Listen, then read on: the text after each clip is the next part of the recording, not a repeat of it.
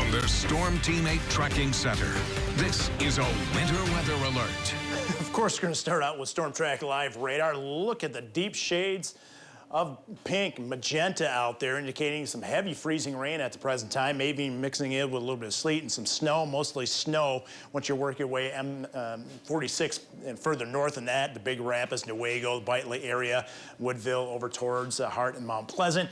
But we'll zoom in the Grand Rapids metropolitan area. It doesn't matter where you're going, east, west, north or south, you're going to have travel issues on any roads that have not been treated with any salt, and that's the case out of Kalamazoo. Really doesn't matter. So if you don't have to travel, we obviously don't advise that. Up to the north, last report, Big Rapids, solid 4 inches worth of snow. And we have plenty of more moisture on the way. And you can see the slug of moisture heading right towards southern lower Michigan.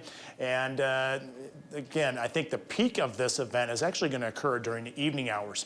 Now, if you look closely, you can actually see the coating of the ice out there in this live view looking west out of Kalamazoo. It's also nice to see there's hardly any traffic out there, which is kind of good news. People are kind of heeding the very poor conditions out there and staying home. Okay, Allendale.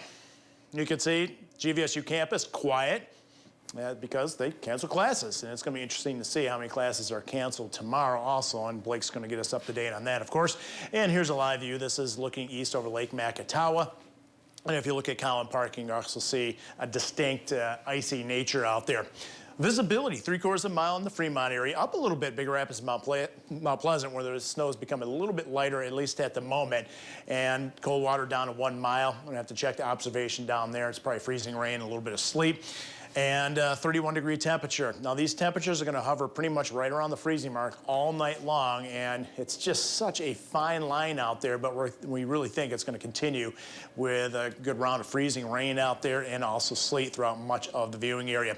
The wind chill, 19 in Grand Rapids, with a wind that is solidly at 19 miles an hour with that freezing rain. And the wind gust futurecast has the wind gust coming up quite a bit. I don't know why it's not moving, but you're gonna have to trust me on that one. Looking at the European model, you'll be able to see, we'll begin at 4 o'clock this afternoon, and we'll take you right into the evening hours. Notice how deep that shade of magenta becomes right around mid-evening, and this really could be problematic. We're already seeing some accumulation. Once the sun sets and the temperatures stay pretty close to where they are now, we're just going to really accumulate even more ice out there. Finally, lighter precipitation after the midnight hour, still out there. But, you know, it's not as heavy, and then it's going to gradually shift to the north.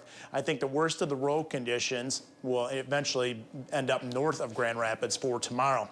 And then anything that isn't frozen is going to become frozen as we wake up to temperatures likely dipping down into the teens for Friday morning. So it still looks like south and east of Grand Rapids between I-96, I-94, the worst of the conditions, also around I-69, and most of the snow, possibly 4 to 7 inches up to the north. 2-day forecast, we do get an improvement on Friday in terms of the sensible weather, but again, temperatures waking up readings in the teens, that's going to mean more problems, very slippery out there by Friday morning.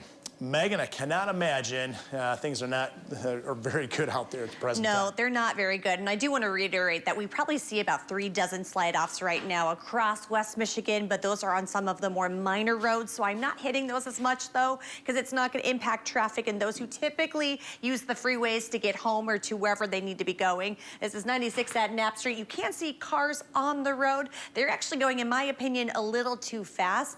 Typically, you would be wanting to go about 40 miles per hour and giving you guys a lot of space in between. Again, take a look at Grand Rapids. I want you to notice the green and the yellow, and I'm going to advance the next graphic. All the green just disappeared. So anywhere that the yellow is right here is showing where speeds and slippery areas truly are hitting Grand Rapids right now. Again, if I go back, you can see the difference here.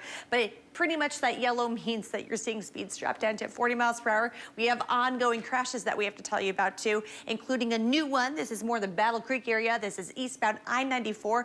Now the left shoulder, the left lane, and the center lane, so the 2 most left lanes are blocked right now due to this crash. I will bring you more traffic updates in about 15 minutes. Emily, Sue.